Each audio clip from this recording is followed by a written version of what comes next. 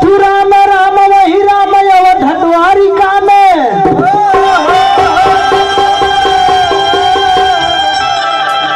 पुष्कर कैलाश काशी वृंदावन कश्मीर में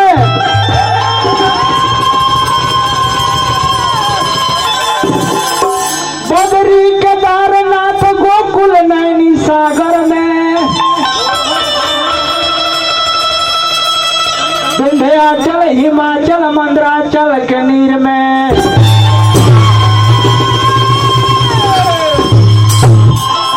गंगा जमुना सरस्वती गोमती कृष्णा कावेरी त्रिवेणी के नीर में इंद्रलोक शिवलोक बैकुंठ ब्रह्मलोक अवाही राम बैठे हैं प्राणी के संग।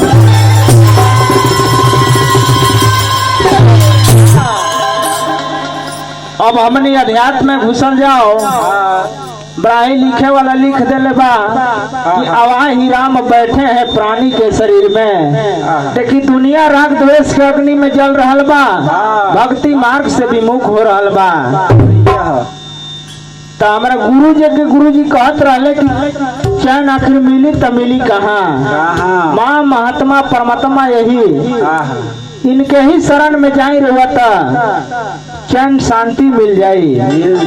लेकिन अध्यात्म में एगो भाव लागल लय बहु है पुरन के बा दिल देता है रो रो के दोहाई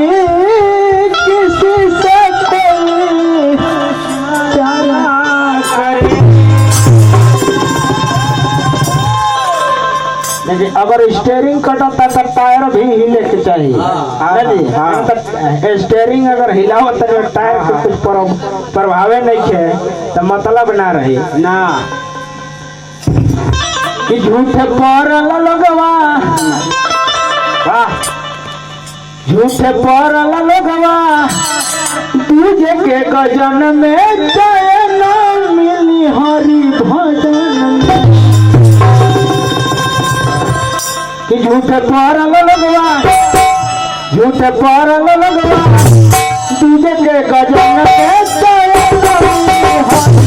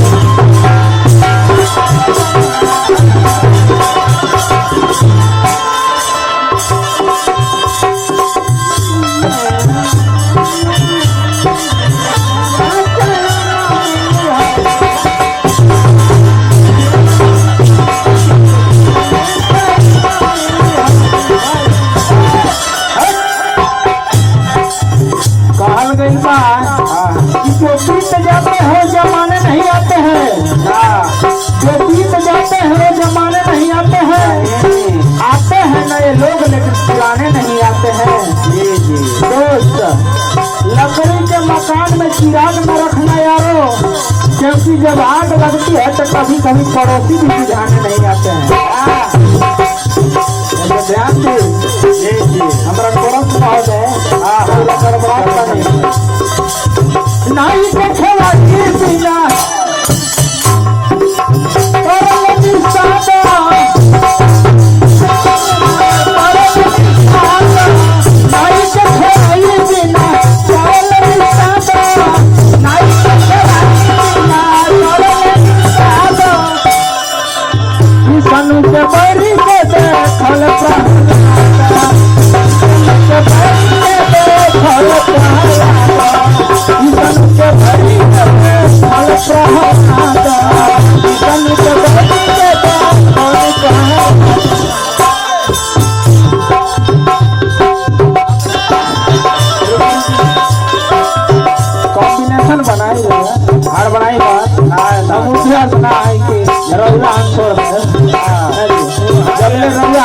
सपोर्ट ना करे भागो ना गाए पड़ल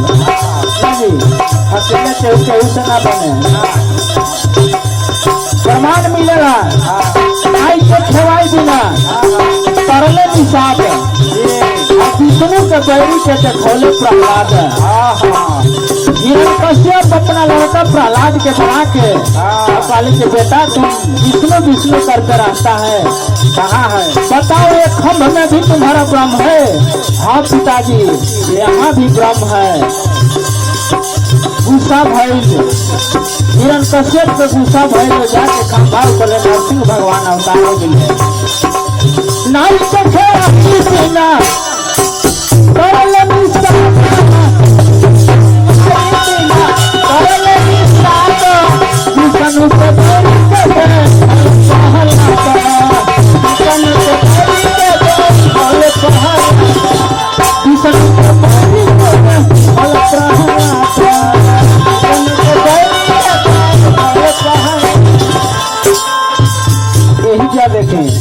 कुछ लोग कहे कि भगवान कहाँ है ऐसा अभियान भी चल रहा है बहुत लोग भगवान है ये नहीं कहेला कुछ लोग कहे रहे भगवान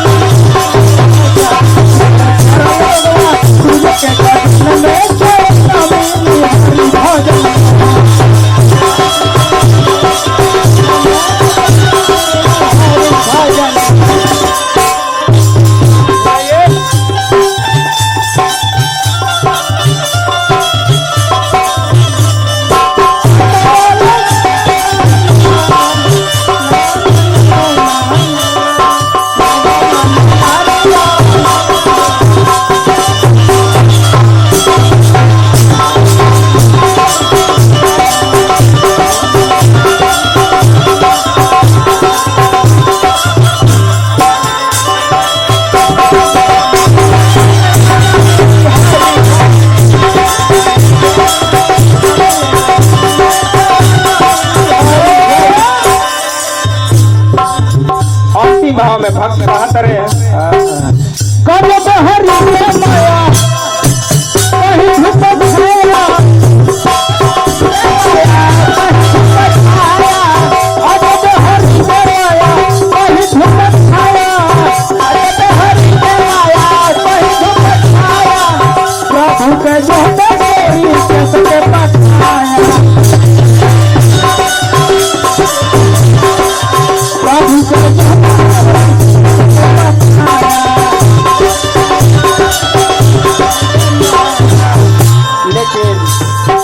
कहे विजय प्रभु के कहे विजय प्रभु के